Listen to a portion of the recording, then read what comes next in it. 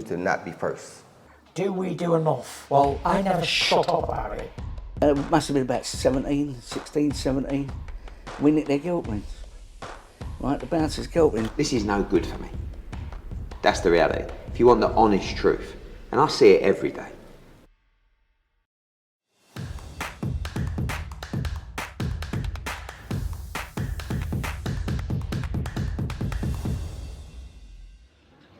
This is Umar for IFL TV. We're in Wrocław. I think this is going to be my last interview before the fight, so I've saved the most important one for the last one. Don Charles, how are we?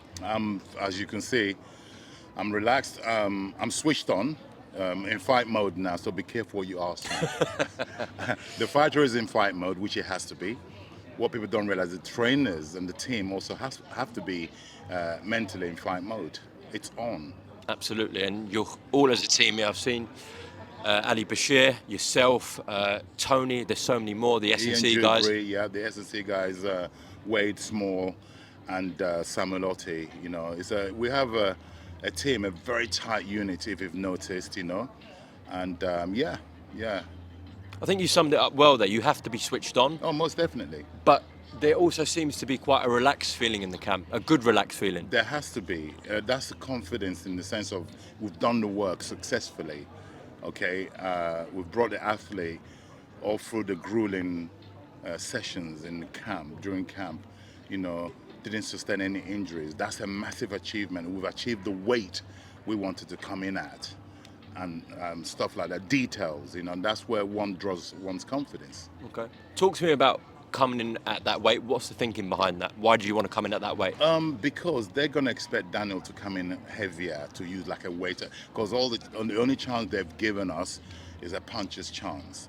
So in their opinion, we're going to retain our previous weight. Daniel's going to retain his previous fighting weight to retain the power. Okay, psychologically, we've dropped weight for a few reasons, to make him more zippier, faster. They've accused Daniel of being too slow. Okay, so when you take away muscle mass, you increase the speed. It's a handicap carrying all that muscle. You don't need all that muscle for fighting purposes. Okay, so yeah, that's part of the logic of coming in lighter than normal. Okay. As soon as the weigh-in had finished, Daniel said something on stage. I think it was a quote from the Bible. Is that correct? Correct, yeah. It took me aback because I really haven't seen Daniel say something like that before, and it was from the chest, and it seemed genuine. Yes, what was that verse or quote? I couldn't tell you what the verse or the quote was. I heard it. It was a surprise to myself because, you know, that's from him, and that's his upbringing. Everybody has to have faith in life, you know, and he has faith, and that's what he felt like saying at that moment. And as soon as he said it, he didn't want to do any more interviews. That was it. He didn't want to talk. He said, right, let's get it on. The fight is on. And what did you make of Oleksandr's shape on the scales today? Look, I don't pay too much attention to, because it's too late. True. Whatever I make of it or whatever I notice, it's too late for anything. They've done what they believe is going to work for them. We've done what we believe is going to work for us. That's what you'll see on the night. Who's done the right thing for themselves. And in terms of yourself, obviously you are a man that's short of no experience in terms of the top level of heavyweight boxing, obviously with Chisora and that fight with Vitaly Klitschko and working with Derek for numerous years. But I think you had the last few years, you had an absence from this sort of stage level, on the sport. Yeah, for sure. So to be back here on a personal note, how do you sum that up? Well, again, I have faith in God, the universe. When things are meant to happen, I've always maintained all throughout getting this job, being commissioned, appointed to train Daniel Dubois, especially at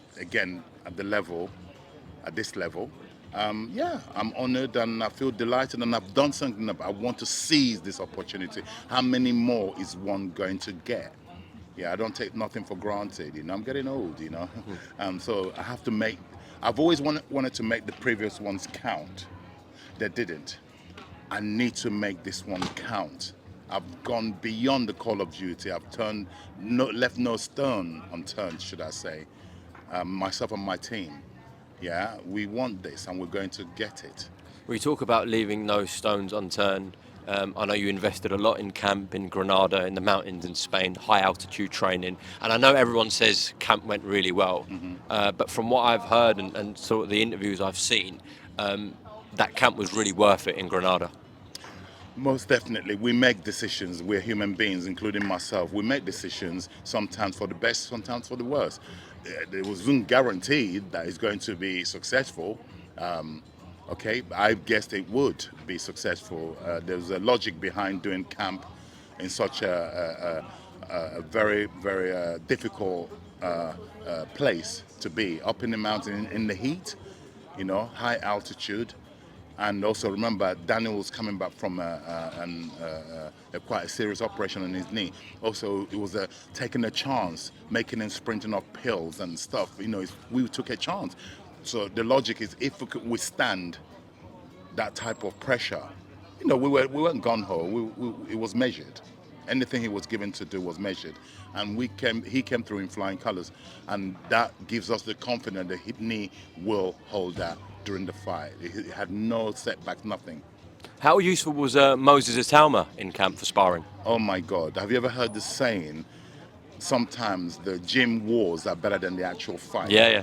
I would personally pay to see what I witnessed with Daniel and Moses, and who's the one for the future. That young man is only 18, right? 18 or 19. Oh my God. Yeah. I mean, like I said, you'd pay to see that. Looks like there's going to be some sort of event on. They're preparing They're preparing. for our victory, which we're going to get tomorrow. Get your thoughts on some comments from Oleksandr Usyk saying he took the fight with Derek Chisora easy, lightly. If you believe in Santa Claus, then you believe that. You can sell that BS to the general public. Can't sell that to me. What? You let someone push you to the degree where it was marginal that he won. He won, granted, but there wasn't a lot in it. Okay, if that decision had gone to Derek, they might contest it, but it would have stuck. It can't sell that BS to us. Me personally, can sell that to the public if they want to buy that. So no, I really, really don't believe that at all. Yeah, Daniel's the same. He said no way he believes that about those comments. I mean, like I said, if you believe that, then you believe in Santa Claus. I used to believe in Santa Claus till I came of age. To about 5 or 6. A bit later, actually. Listen, Don, I know it's only about 35 hours until Daniel steps into that ring, so I won't keep you for too much longer. But I just want to say, on people who talk about you in the sport, when people talk about you in the sport, no one can say a bad word about you. You've been around for ages in this sport, Don. So on a personal note, I wish you the best. Daniel's a really nice young man as well. Obviously, from a British perspective, it'd be great for British boxing if he pulls it off.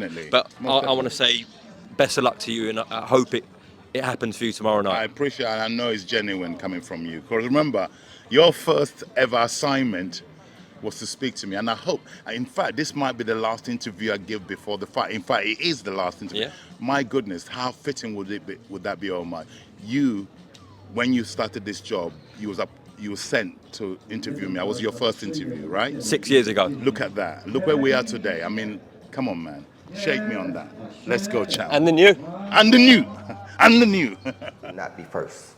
Do we do enough? Well, I never shut up about it. It must have been about 17. We nicked their guilt rings. Right, the bouncer's guilt ring. This is no good for me. That's the reality. If you want the honest truth, and I see it every day,